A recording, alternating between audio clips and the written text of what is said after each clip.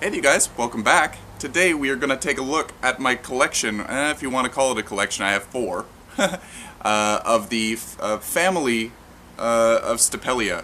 They're not all Stapelias, but they're in that group, and I really like them a lot. They are really fun to watch grow. They have a really interesting structure, and just wanted to share with you how they're doing. So this one here is my Stapelia gigantea in a little succulent planter. I'm not sure, I made a video when I made this little succulent dish. It's changed quite a bit. Many things have died, many things have grown really well. So yeah, I really like it. It sits outside on our patio table and it just looks beautiful all season long. The Stapelia gigantea has not flowered yet for me, but I got it as just a single cutting, just a single little piece, and it's done really well. Hopefully next year we'll start to see some flowers. And I love see how it's rambling across here, kind of like a Cattleya orchid would do, just doing its own thing. Hopefully we see a bloom very soon. The flowers on these guys, oh, hard to say. I thought I saw buds up in this little section starting to grow, but I think it's just a new growth. I lost my train of thought. I love the flowers on these guys because they get really gigantic. I'm going to put this down for a second. When I saw it at the conservatory where I found this one, the flower I think was about this big, so it was about 10 inches across.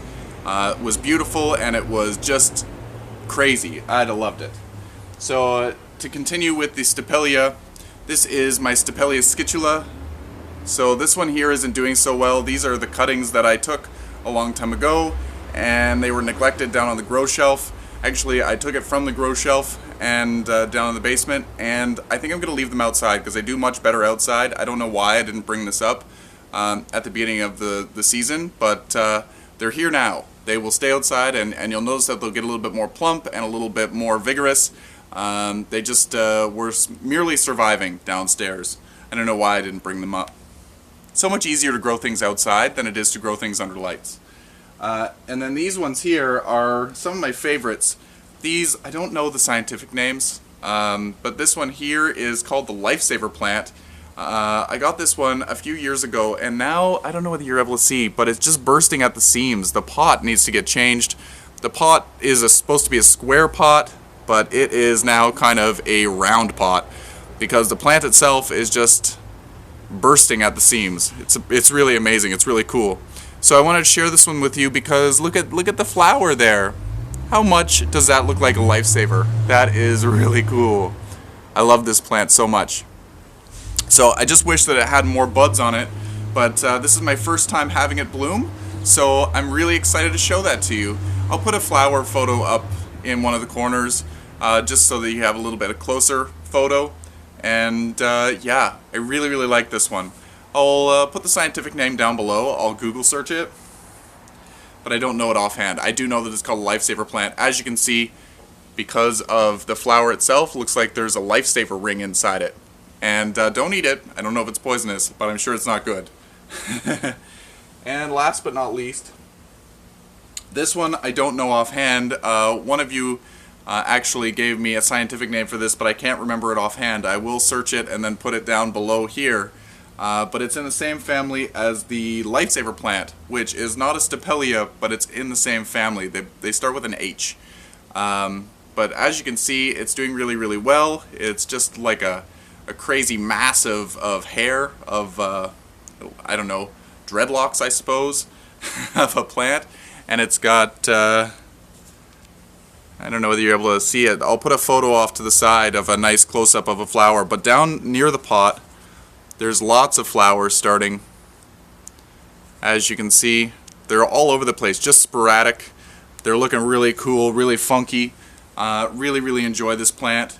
It looks spiky, but the spikes are not spiky. They are kind of a rubbery... I still don't recommend going and grabbing it, but it's not, if you were to bump into it, you wouldn't hurt yourself. So really interesting family of plants. If you haven't started to grow anything in the Stapelia group, they're fairly easy to grow from seed from what I understand, and they seem to grow fairly quickly. I like to start things from cuttings. They're really easy to grow from cuttings. They like bright light, and they do like quite a bit of moisture during the growing season. So if you're noticing that it's struggling and you've been keeping it on the dry side because you think it's a succulent or cactus, try giving it a little bit more water. Definitely let it dry down between waterings.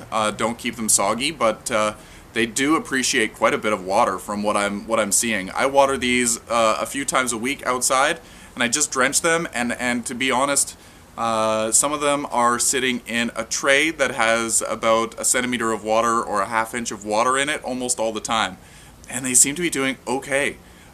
Most things would have rotted by now. So yeah, just goes to tell you that outside in a warm environment, it's been quite hot here, they do require or appreciate extra watering. So anyway, until next time, happy growing, everyone. I had it planted in this little clay pot, and now as you can see, the roots are just going crazy. Absolutely crazy. There's growing tips on all of them pretty well, and it just seems to be happy. And again, I water it every couple